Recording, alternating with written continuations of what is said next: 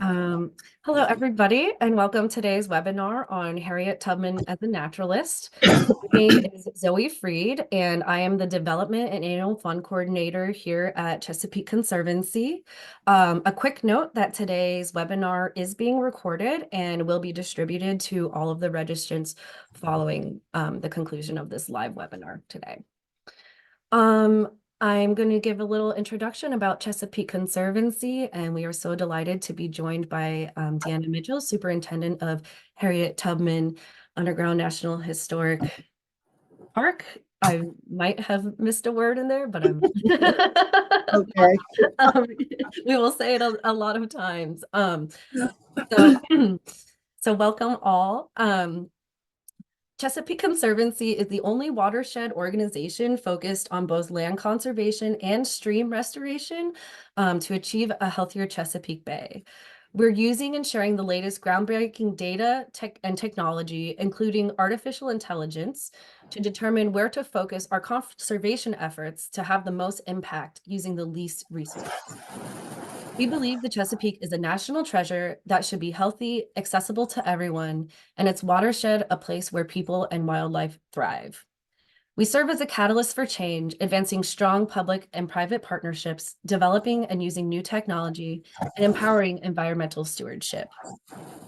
At Chesapeake Conservancy, we believe that Harriet Tubman's birthplace and the surrounding lands in the Caroline and Talbot counties are vital to the Chesapeake's landscape and history. We believe these areas must be preserved and recognized nationally for their significance. And we are excited to share this webinar with you as our objective is to accelerate progress to conserve 30% of the Chesapeake watershed by 2030 by equitably connecting people to the Chesapeake while conserving, restoring, and prioritizing its lands and waters. In 2013, President Obama designated the Harriet Tubman Underground Railroad National Monument. This monument would later become a part of the Harriet Tubman Underground Railroad National Historical Park after the Conservation Fund generously donated 480 acres, which was essential for this establishment of this monument. As advocates and contributors to the legislation that led to the establishment of Harriet Tubman National Park, Chesapeake Conservancy is glad to be a partner. We were a part of a broad coalition in support of these parks, and in 2013, we partnered with organizations and legislators to advance the Harriet Tubman National Monument in Dorchester County and launched a campaign of support, including a major online letter writing campaign. The designation of the historical park is a culmination of years of effort by local, regional, national letters and complements nearby conservation efforts, including the Blackwater National Wildlife Refuge, which is one of the nation's premier waterfowl habitats and birdwatching destinations. The Harriet Tubman Visitor Center also opened in 2017, and it now features exhibits, an audiovisual program, a visitor information center, a museum store, a research library, and seasonal interpretive programs, all focused on Harriet Tubman's remarkable life and legacy. Today, we are honored to have Deanna Mitchell, Superintendent of the National Historic Park 2018, joining us today. A Maryland native from Harford County, Deanna brings over 37 years of federal government experience, including 8 years with the National Park Service, where she helped establish the Tuskegee Airmen Tuskegee Airmen National Historic Site in Alabama. Deanna also served as a fellow in the National Park Service Benvenuto and Congressional Affairs in Washington, D.C. during her first year in the and during her first year in the program, she worked as a congressional staffer on the U.S. Senate Committee on Energy and Natural Resources. Additionally, Deanna spent 7 months on detail with the Department of the Interior's interagency team, helping to implement the Every Kid in a Park initiative. Prior to her NPS career, Deanna worked for the Department of Transportation and later with the Department of Defense, serving both the U.S. Air Force and the U.S. Navy. Thank you for bearing with me. I'm getting over a little bit of a cold, and As I mentioned before, there will be a Q&A session following Deanna's presentation. So please feel free to drop your questions in the chat or the Q&A function at any time, and they will be addressed at the end. We are so delighted to have you with us today. And now please join me in giving a warm welcome to Deanna Mitchell. Thank you, Zoe. Thank you so much for that introduction. And also, and a thank you to JT. This is a wonderful opportunity to continue to build upon the relationship that we have with the Chesapeake Conservancy. We're so honored to be in that same lane with you as far as shared goals. So thank you again. I appreciate it. And welcome, everyone. Happy Monday. Uh, again, I'm Deanna Mitchell, superintendent here at the Harriet Tubman Underground Railroad National Historical Park. Now, that's a mouthful. So, Zoe, I'm giving you props because you did a great job. Um, we, within the national park system, we go by acronyms for our parks because it could be quite wordy, right, when we're introducing ourselves. So, just a little tidbit for you all. We are referred to as HAT2 in short. So the HA is from Harriet, the TU is from Tubman. So throughout this presentation, you never know. I may refer to HAT2 and you'll know what I mean by that. So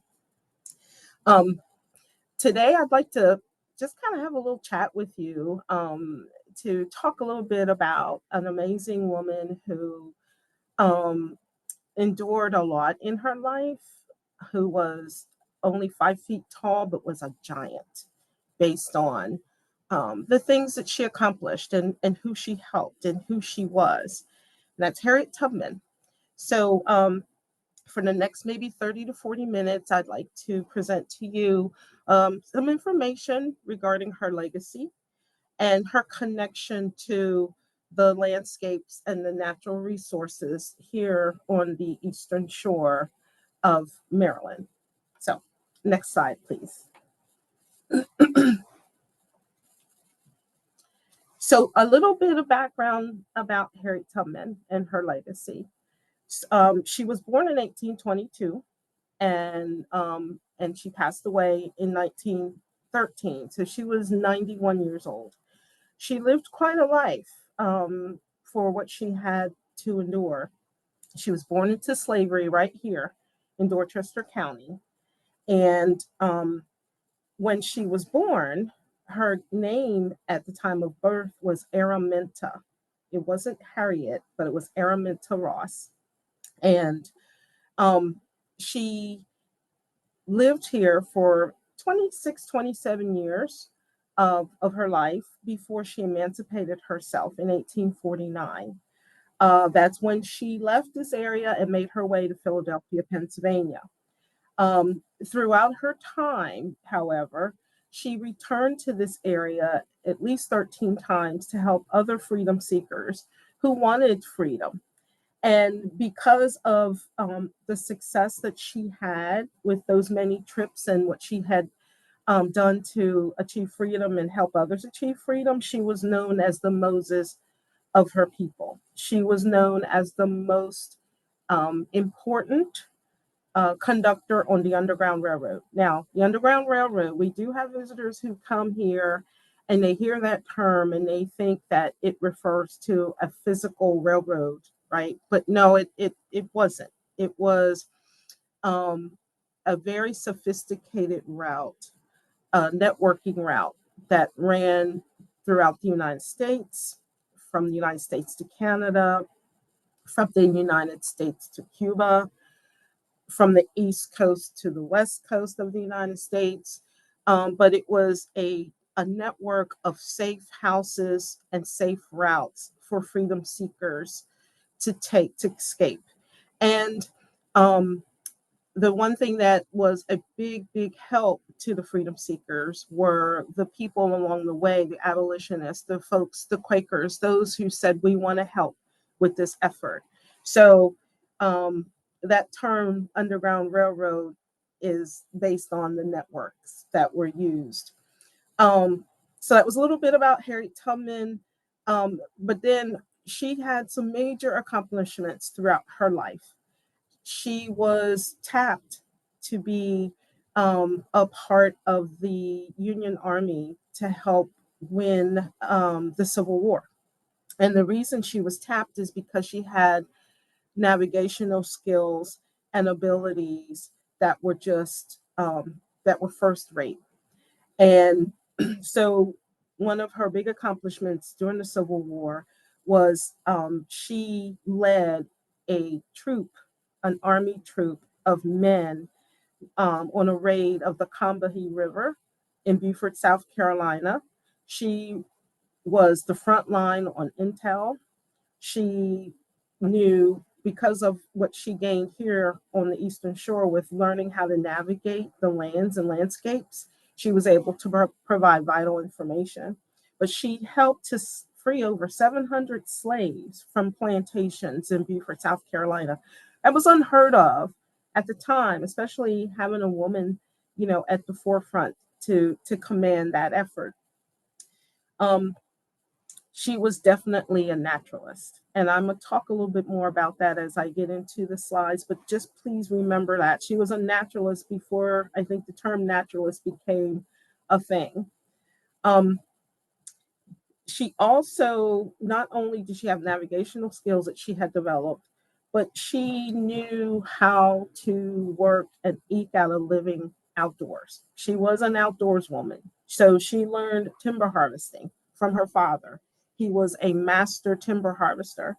She also learned flax cultivation, and she trapped muskrats. Those are just some of the things that she did outdoors. Now, the trapping muskrats wasn't something that she really liked, right? She would much rather work with her oxen team and go out and hire herself out to make her own money.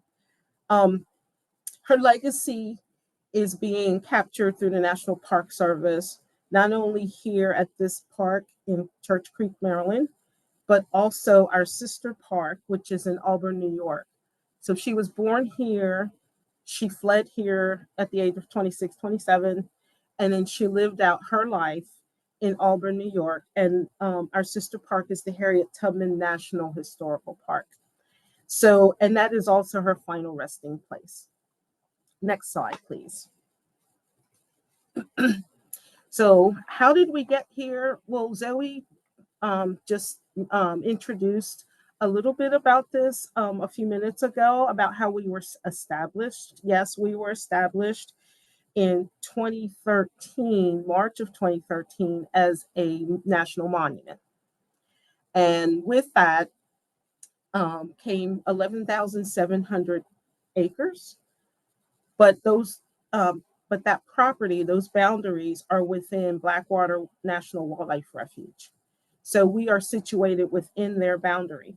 However, 480 acres were deeded to us through the Conservation Fund, which we deem the Jacob and Dinah Jackson home site. We own that straight away. And again, I'll talk a little bit more about that as we get into the presentation. So we have the proclamation from President Obama's administration. And then what Congress did a year later, they turned around and said, we need to support that proclamation. We need to pass legislation. See, with the proclamation, there's no funding. But with legislation, there is funding. So in December of 2014, both our park here, Hat2, and our sister park in Auburn were established. And at that time, the monument and the historical park here were to be referred to as one. So we are now the Harriet Tubman Underground Railroad National Historical Park. So it's rare within the National Park Service that there are two parks that commemorate the legacy of an individual. So Harriet Tubman sits among some very special individuals. Next slide, please. Now, I know this is kind of a busy map, but I wanted to put this in the presentation because I think it's important for you just to see a few things that are key to how we were established. So if you see the green border, That's the monument. That's the 11,700 acres. If you see the yellow border, that's the Blackwater National Wildlife Refuge. So as you can see, south of that green border, right, is their additional property. And we're talking about 28,000 to 30,000 acres that make up Blackwater. Right smack dab in the middle of the green border. If you can see it, it's kind of hard to see, but just north of it, it says Harriet Tubman UGRR State Park. Yeah, thank you. Yeah, if you see that line that kind of makes its way down into the middle, that's where we're located. We are located right in the middle, the visitor center for Harriet Tubman. To the right of that central point, you'll see a red striped area that says Brodus Farm, right? Yeah, right there. That's where she lived. To the west or to the left of that central point, just a little south, you'll see the words Anthony Thompson Home Site. That's where she was born. So she was born just west of where we are.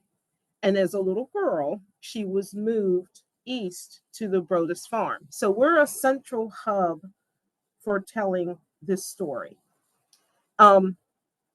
One of the other things I wanted to also mention is up towards the very left area of this map, the border map, you'll see Jacob Jackson Home Site. Yes, thank you. Right there, you'll see that green striped area. That's the 480 acres that I was mentioning that we own. And right now we're looking at ways in which we can open that and provide that as an additional visitor experience besides the visitor center. Now, the visitor center sits on 17 acres, which is owned by the state of Maryland. So, and I'll talk a little bit more about that within the next couple slides. So, but again, just wanted to give you a visual of how we're situated. Next slide, please. Excuse me. So with the legislation I told you about in 2014, Congress gave the Secretary of the Interior specific instructions on how to make this work, because we are really considered a partnership part. So we have legislative partners. Of course, the National Park Service, I just talked about the 480 acres, but we are connected with Maryland Department of Natural Resources. The 17 acres that we sit on is owned by the state of Maryland. And what we do is we operate and manage the visitor center jointly through a cooperative management agreement. It's a 5-year agreement that tells us what we do to support this and what Maryland Department of Natural Resources does to support this, particularly Maryland Park Service. So Maryland Park Service, they provide facilities, they provide us offices, keys, those types of things, because these are their buildings. But then the Park Service, we provide a federal share. In other words, we provide them funding every year through a task agreement to support what we do here jointly. Then we also have our own respective responsibilities, which are laid out in that cooperative management agreement as well. But we cannot exist without each other here. So it makes for a wonderful opportunity to join forces. And then, of course, U.S. Fish and Wildlife Service, which is Blackwater that I had mentioned earlier, we are connected with them through an interagency agreement.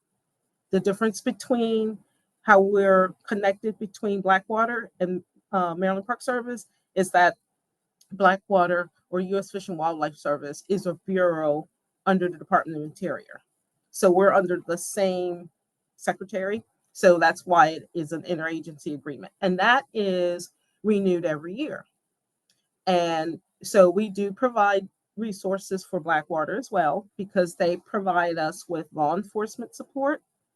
And also because we are within their boundaries, that agreement allows us to do particular things, and they allow us to, whether it be interpretation, whether it be archaeological research, you name it. So it really works out well, I think personally, to have partners to help tell this story, because one of the most important things is she she made her way throughout this entire area.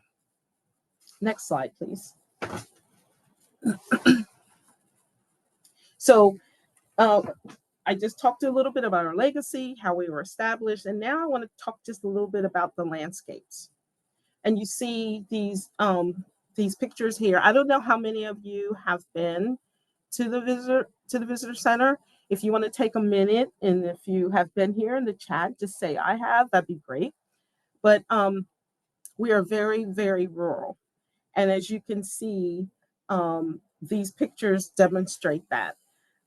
If Harriet Tubman were alive today, she would recognize these landscapes. They are pretty much unchanged from her time here. Yes, of course, we have developed roads and things of that nature, but she would recognize the view shed. We are very agrarian here. The people who live here in Church Creek, these plantations and these farms, these farms have been handed down from generation to generation. And the focus of what we do is just not here in Church Creek, which is in Dorchester County, but we make sure that we're telling the story of Talbot County and Caroline County. So we refer to it as the Choptank River region with regards to um, her moving about in this area. And there is a very, very short quote that you'll see up in the upper right where she says, "My home, after all, was down in Maryland." She was very proud of where she was from. I mean, who isn't? We all, right, have a sense of pride from where we were born. Irregardless of the ills and everything that she had to endure, she was proud of being from this particular area. Next slide, please. So there are 4 specific indicators and conditions about the natural resources here at the park. And I'll talk about them a little bit more in the next couple slides. But we have air quality, water resources, biological integrity, and the 4th one, landscape dynamics, which is, I have it highlighted yellow because it all ties back into what we do to tell her story about her being an outdoors woman and her direct connection to the landscapes. So they are rich in history, and they are very vast. We have marshes, we have fields, we have forests. And the forests, they provide a dominant land cover for the animal and the wildlife habitat that we have here. And the wetlands are so important because they do serve as a barrier for protection against flooding, shoreline erosion, you name it. So this is a picture of marshland that's near Parsons Creek in Madison, Maryland. Now, Madison, Maryland is the community that Harriet Tubman lived in. After she married her husband, John Tubman, they lived in a community of about 40 people, 40 families. Um, and this particular area is just west of our Jacob Jackson home site. So that kind of gives you an idea of the landscape near where she lived. Next slide.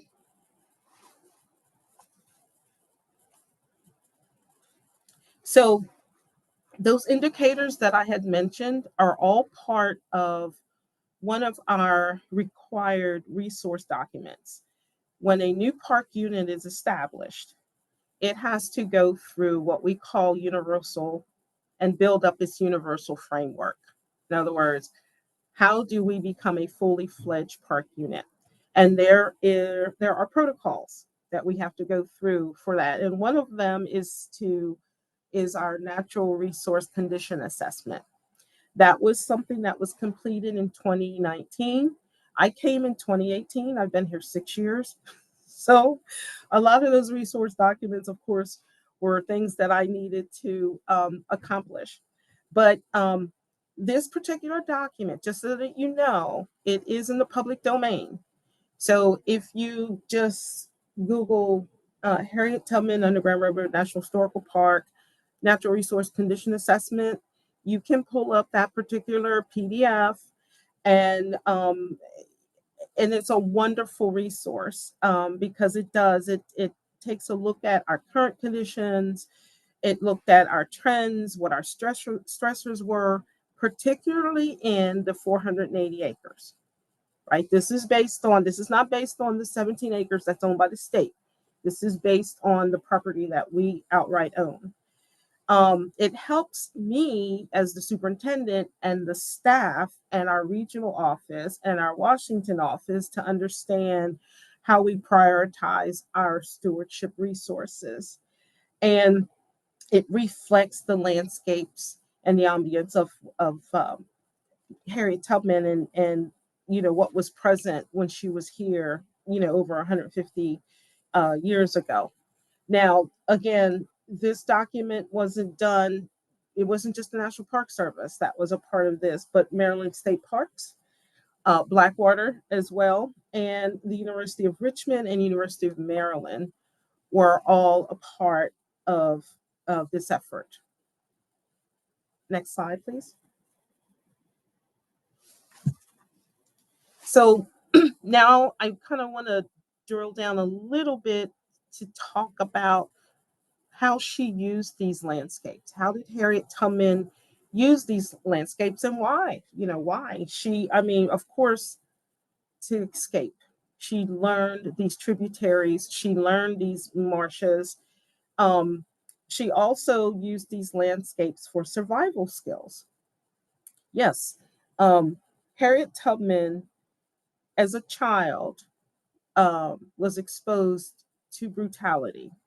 And in many of those instances, she suffered at the hand of a whip, and she was constantly sick.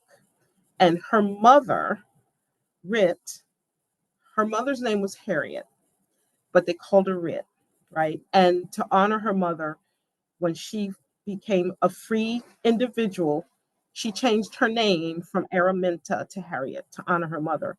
But her mother would nurse her back to health. She would always go to her mother to get well.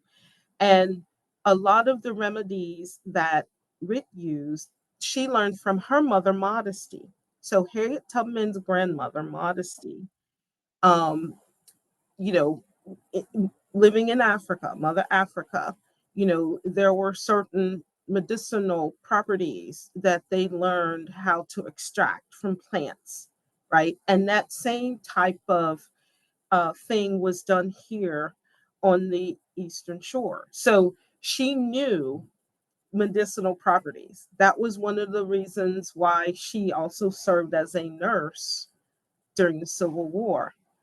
So survival skills, and not just only that, but as she made her way through the deep forests here, she knew how to read the the forest. I mean, if she saw moss on a tree, she knew that was north, right? Because moss grows on the damp side, right, of a tree. So she really used everything that she could within these landscapes to survive, to escape domestic brutality.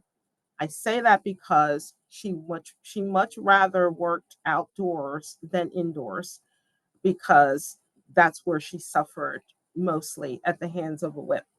To learn skills, as I mentioned earlier, she learned so much from her father, and she was just as strong as the men who were working outdoors. And then the other key part of this, being outdoors, working along the tributaries, you're picking up information. You're learning about communication, about perhaps the best way to escape, about the different the fines that were levied or that were posted against those who were trying to escape their or had escaped their overseer. Communication was a big, big, big part of her being in the landscapes to earn her own money. She did. She got to a point where she was loaning her own self out and making money. And then, of course, to learn the waterways. This all harkens back to her freedom, her pursuit for freedom. And again, 1849 was when she left this area. Next slide. So I wanted to put this in here because I think it's important to emphasize there is such a diverse natural resource component to what we do here. Of course, the refuge is such a draw, but then within the canopied area of those 480 acres, you can see quite an abundant wildlife right there. The bald eagles, at one time, the bald eagles were on the endangered species list, just as the Delmarva fox squirrel. Well, guess what? They are back. They are back in a big way. It took decades, right, for that to happen. Um, but you'll see bald eagles. You can see the northern long-eared bats. We have the brown thrashers that dwell within the forest area, and we also have the non-native sitka deer. They're everywhere, and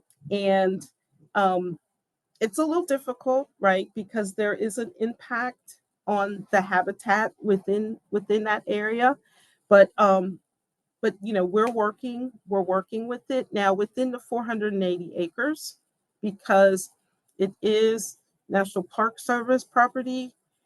No hunting is allowed. The property that surrounds us, that's Blackwater to the west and to the east and to the south, hunting is allowed. And that is one of the reasons why we do have law enforcement support from Blackwater, because that they help to monitor that for us. But we have a very, very robust diversity of animal habitat, including the Sitka deer. Next slide, please. So wetlands, wetlands, wetlands. Um, Within that area, that 480 acres, we do have uplands, we do have dry areas, right? But we also have wetlands. And in a good way, right? Because they do help with the stopover that we do have of waterfowl for nesting, for breeding, migratory birds. This time of year, it really is amazing out here. The sounds and the visuals with the migratory birds.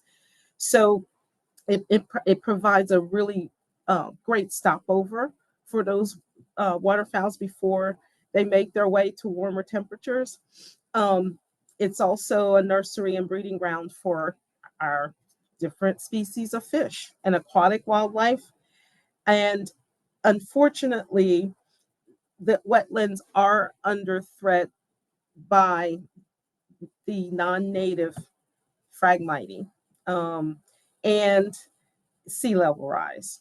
So as you can see, that top picture of the forest, again, it's absolutely beautiful because everything is canopied, like I said, and we often have thought about trying to build a night sky program for visitors. And we would love to do that. We have had a study conducted about that. The only issue is we're not so sure we could do anything like that at the Jacob Jackson home site. We can do it here because it's open landscape. But there be a little tough to see the stars through the trees. But Phragmite is a challenge. So is sea level rise. We are working with Blackwater National Wildlife And from time to time, they do spray for Phragmite, but once that takes hold, it really does have an impact on our plant life within the area. Next slide. Okay, I have this in here because I just wanted to touch upon it. I'm not really going to go into a lot of detail because sea level rise is it's difficult, right? There are a number of coastal parks along this particular area, and of course we're one of them. And as you can see, there are projections off to the left, current, 2050 and 2100, and you see the outline of our boundary to include the Jacob Jackson home site, which is kind of hard to see, but it's in that upper left corner. But currently, that first map, that's what we're looking at right now. So you'll see there's a mix of undeveloped dry land and freshwater swamp, right? But then towards the southern boundary, you'll see the blue, which is open water, and a little bit of flooded marsh, right? The red, the crimson kind of red. And then by 2050, you can see that there's somewhat of an impact on the undeveloped dry land. You can kind of see some of the flooded marsh kind of making its way a little north. And then by 2100, there we are. The disappearance of the undeveloped dry land, majority of that turns into flooded marsh. So the key here for us is, how do we manage it, right? Marsh management. How do we slow it? How do we slow it down? Next slide. Well, right now, there are a couple studies that are underway to help alleviate that or to achieve what we're trying to do. And the first one, preserving coastal parklands, evaluating the ecological, cultural, and financial impacts of nature-based features to inform sea level rise planning for the National Park Service. So this is a project in which we received funding for the study to be conducted, and there were three coastal parks that were allocated funding. Our park, Chesapeake Island National Seashore, which is right down the road from us, about an hour, and in Colonial National Historical Park. And this particular research study takes a year, and we're on year 3, and each park was done, each year there was a park done, and it's our turn right now. So this is currently underway, and the effort is, the goal is to look at ways in which to adopt nature-based features to help mitigate and slow sea level rise. And then the number 2, the Natural Park Service Climate Change Response Programs to conduct a coastal hazards and sea level rise asset vulnerability study that is looking at the ways in which we can be informed about assets and how they would be impacted based on sea level rise, roads and things of that nature. In addition to this, there are a number of other studies that are going to be launched. So I really, as superintendent, I'm really grateful that there is a concerted effort to take a look at all of us, and Harriet Tubman's right in there. All of our coastal we're gateway communities, right? So we really, really are appreciative of those types of things, and we're all ears for our scientists. Actually, we just hired a coastal geologist that Harriet Tubman is sharing with Acetate that's going to be helping with this effort as well. Next slide, please. So just to break away a little bit from sea level rise, I've just added in a few images um, just to show you how beautiful our museum is. In the upper right corner is a bronze statue of Harriet. Remember, I mentioned she didn't really like muskrat trapping, but it was one of the things that she did.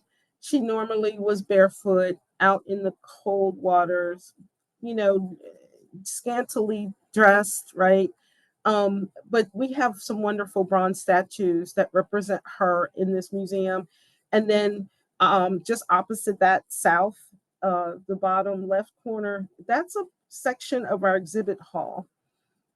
Um, if you if you've been here, right, and I'm sorry I didn't go into the chat to see how many have been here, but we opened to the public in 2017. The first 9 months, we had over 100,000 visitors from 60 countries. And today, when I go in there, I can still smell the fresh paint. It's really, really very well done. It's really a beautiful museum. And then right above that, I just wanted to pinpoint something to you real quick. That is Stewart's Canal. Earlier, I had a slide that said Parsons Creek. It's Madison, where she grew up. Well, Parsons Creek was also known as Stewart's Canal.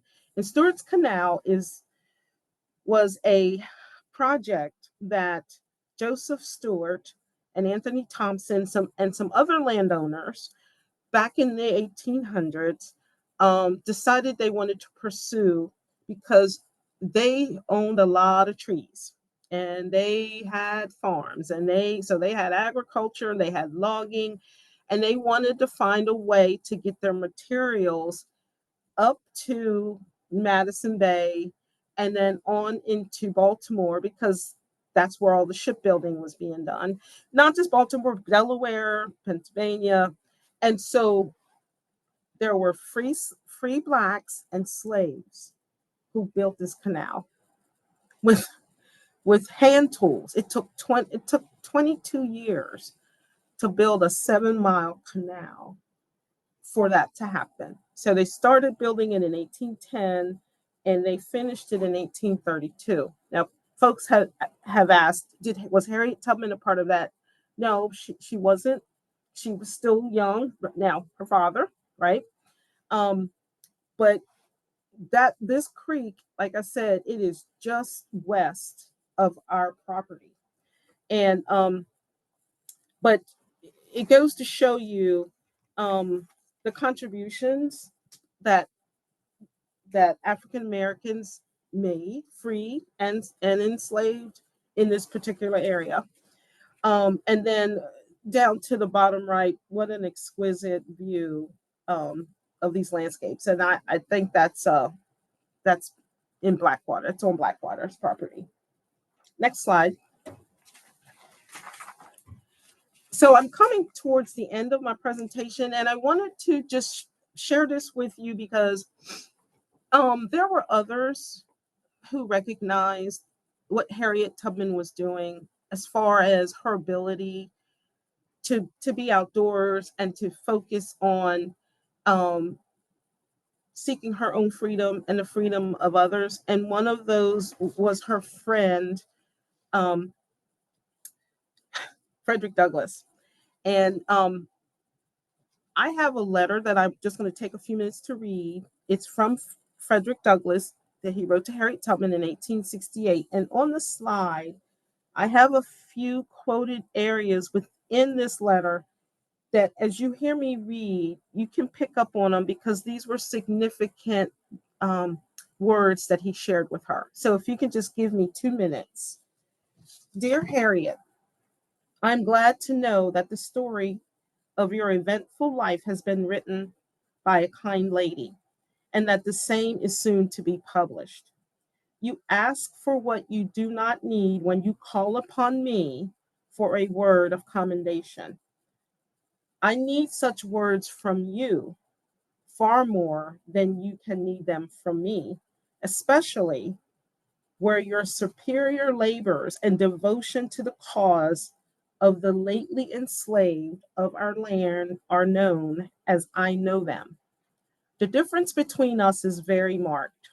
Most that I have done and suffered in the service of our cause has been in public, and I have received much encouragement at every step of the way. You, on the other hand, have labored in a private way.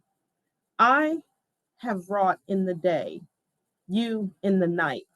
I have had the applause of the crowd and the satisfaction that comes of being approved by the multitude, while the most that you have done has been witnessed by a few trembling, scared, and footsore bondmen and women whom you have led out of the house of bondage, and whose heartfelt God bless you has been your only reward. The midnight sky and the silent stars have been the witnesses of your devotion to freedom and of your heroism. Excepting John Brown of sacred memory, I know of no one who has willingly encountered more perils and hardships to serve our enslaved people than you have. Much that you have done would seem improbable to those who do not know you as I know you. It is to me a great pleasure and a great privilege to bear testimony for your character and your works, and to say to those to whom you may come that I regard you in every way truthful and trustworthy. Your friend, Frederick Douglass. So she reached out and said, in your talks, and he spoke all over the world, can you mention me? And his comeback to her is, are you kidding me? Of course. Because what you have done under the midnight sky and silent stars is far more than what I've done in my life. Next slide, please.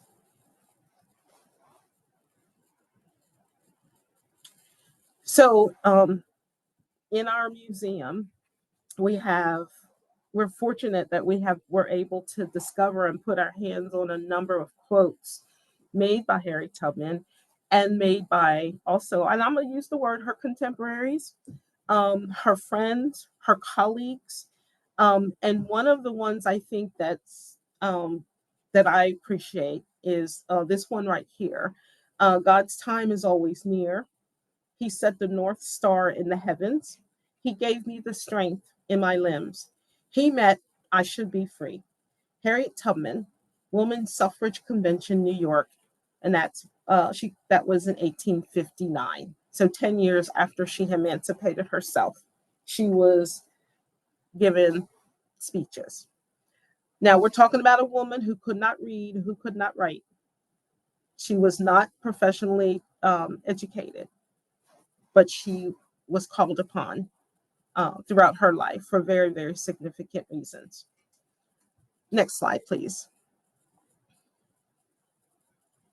So, in a nutshell, I hope that you got something out of this presentation that lends itself to her legacy um, and her connection to the landscapes, what our challenges are right now to try and preserve those landscapes as best we can to keep this legacy alive. Um, and um, and this particular slide provides contact information for our park, our address, and then our we are on Facebook, Twitter, and Instagram. So, and I'm sure that Zoe can make this information available. Available. Okay. So that concludes my presentation. I hope that you've learned something from this, and that if you've not been here, that you will come and see us. We'd love to have you. Thank you. Absolutely. Wow. So moving, and thank you so much, Deanna, for your sharing your time and um, all of this incredible information about Harriet Tubman's legacy. We do have a couple questions. Feel free to drop questions in the chat or in the Q&A.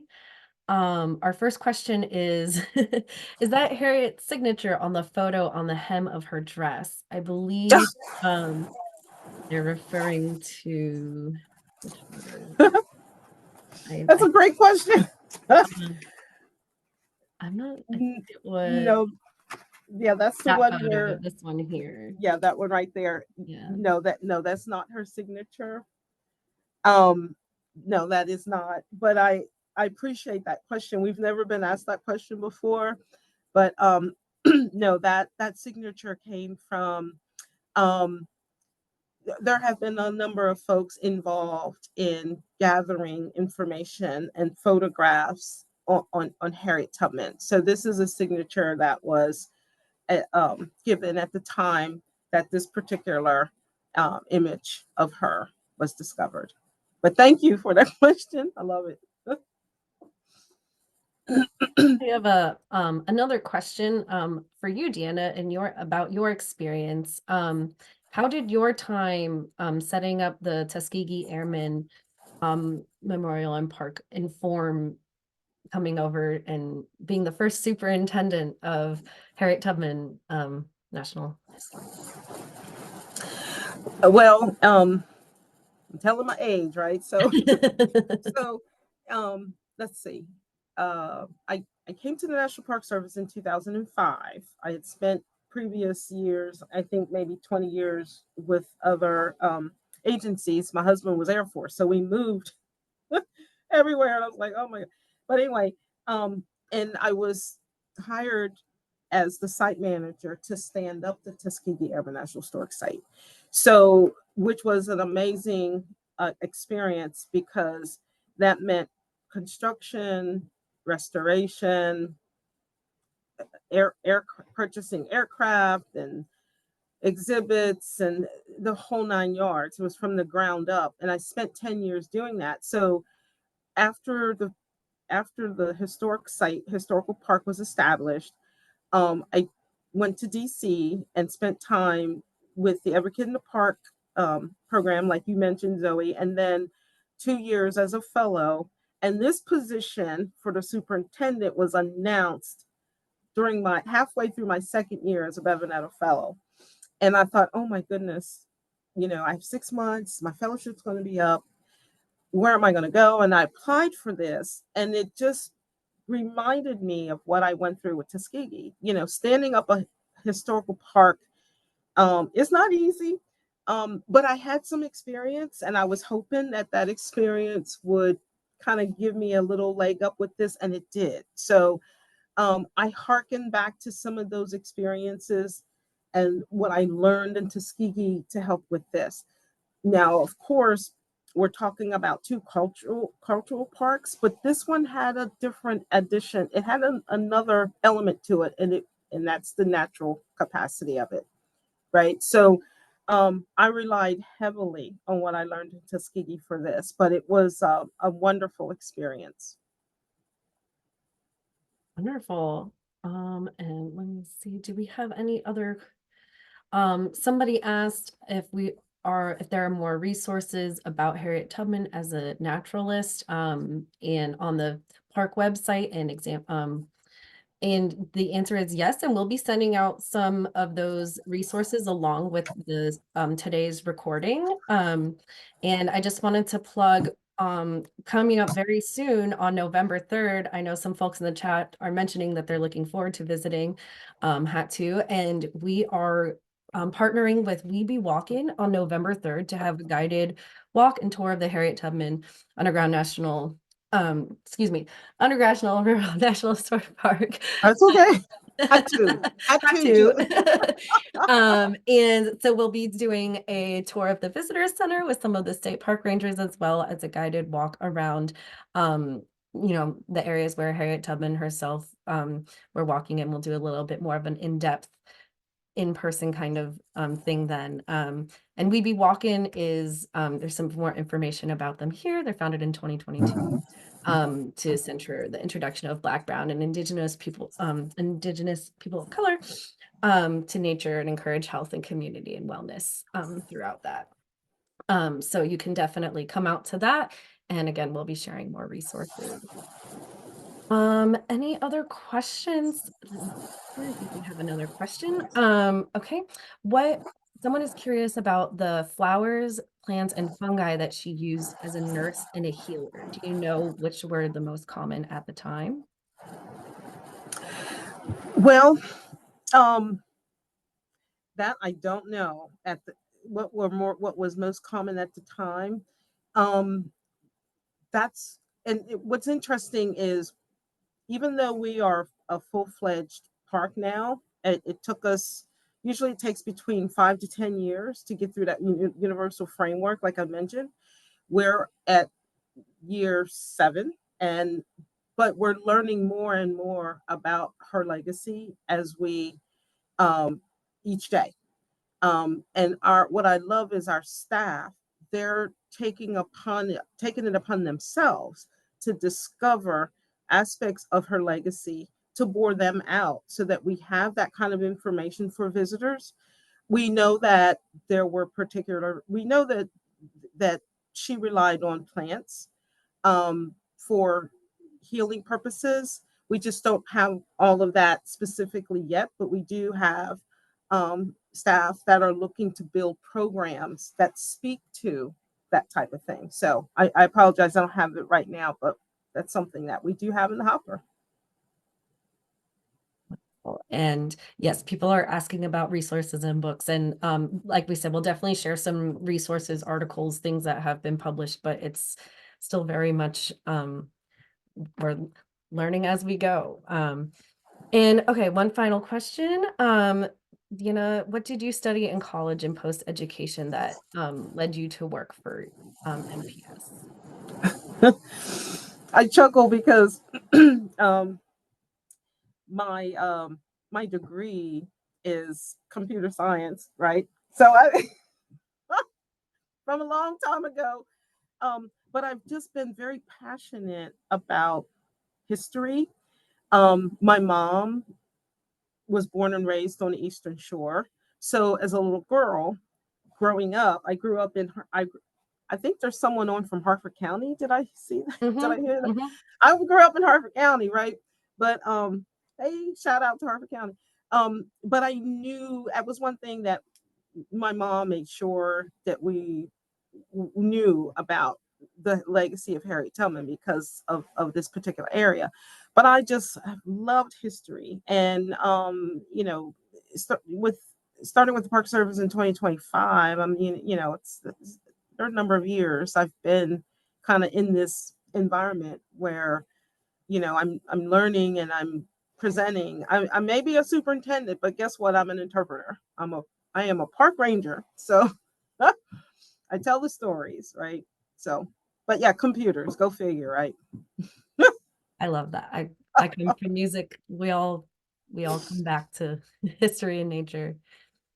Wonderful. All right. Well, I think that is all the questions that we have. Thank you again, Deanna, for You're spending welcome. your Monday lunch with us. This was incredibly insightful and moving.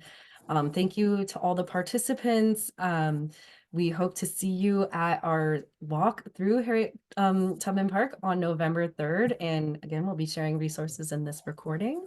Um, a quick note that it is approaching the year end, and for the past 15 years, Chesapeake Conservancy has been dedicated to preserving places that you cherish, like Harriet Tubman National Park, also streams, farms, parks, forests, waterways, etc. And we collaborate with local land trusts, landowners, communities, public agencies to protect these national treasures. And our work is largely driven by support. We absolutely could not do what we do without you. So as we approach the year end, we hope that you'll consider us in your giving and making a gift to a healthier and more open watershed, and joining us in our mission to conserving 30% of the watershed by 2030. Um, Harriet Tubman, Hatu, Blackwater, Wildlife Refuge are just a couple of places um, that we are working. You can scan this QR code to learn more, and we'll send more as well. Afterwards, you can also follow this QR code to the Harriet Tubman National Historic. park website. And we have a couple of events coming up later in the fall. We are one of the 4 approved charities for the Bay Bridge Run. So we'd love to have you on our team if you're interested in joining that. And our next webinar is going to be on Thursday, November 21st. It's going to be with Baltimore Councilman Mark Conway and one of our policy consultants, Dan Sakura, and they will be talking about environmental conservation legislation and policy following the upcoming election this November. So if you have any questions, please feel free to reach out. Again, we'll send a follow-up email. And Deanna, thank you again for your time and wonderful presentation. Yo, thank you. Thank you all. And thank you all for your kind words and for attending today. Come see us. Thank you, everybody. Have a good one. Bye. Bye-bye.